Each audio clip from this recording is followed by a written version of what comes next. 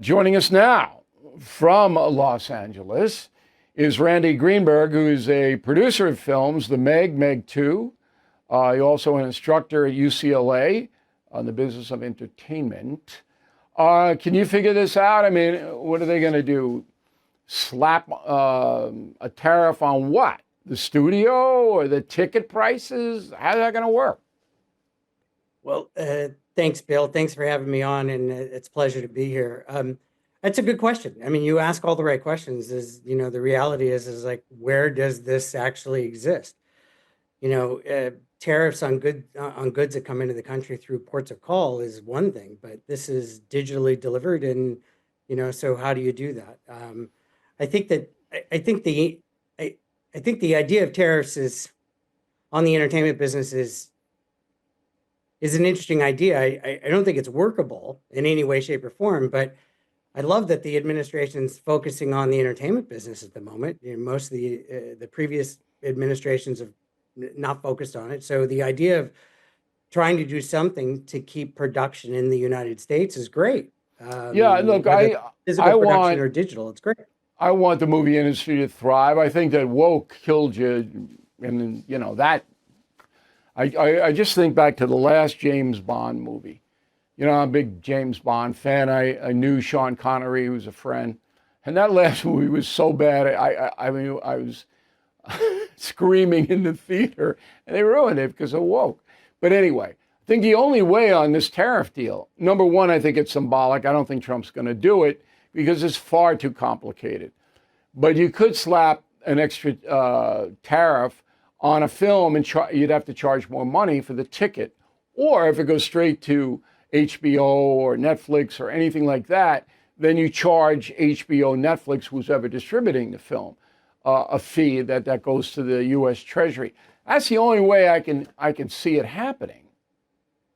I agree with you, but ultimately the consumer is going to pay the price. Yeah, the consumer's going to get it right between the eyes. Or the higher subscription fees, right? So the consumers, like, this is going to go right back to the consumer, and which will, and if it's a higher ticket price at theaters already have an issue, right? Getting more people to come in. So, you give people a pause, like, yeah, ticket price is a little higher. Already, if I wait 17 to 45 days, I can see it on streaming.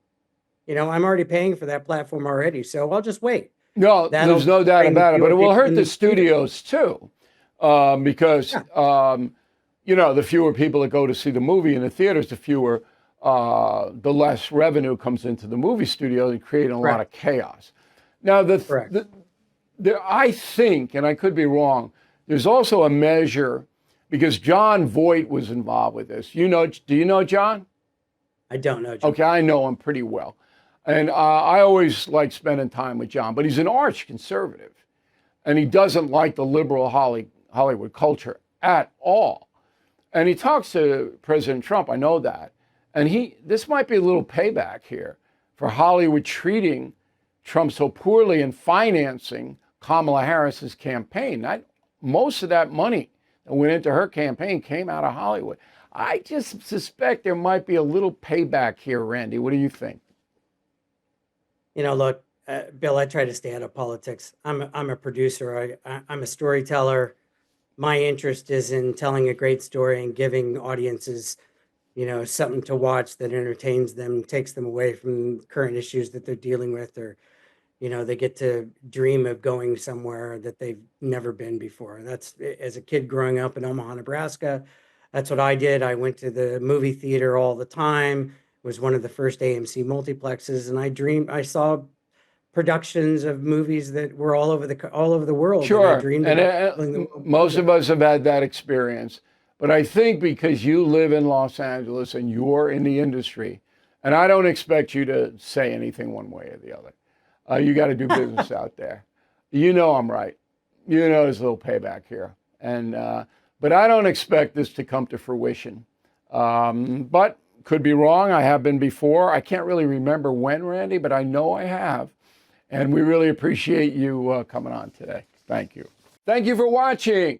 Make sure you subscribe to my YouTube channel and follow me on X. Look for @Bill O'Reilly.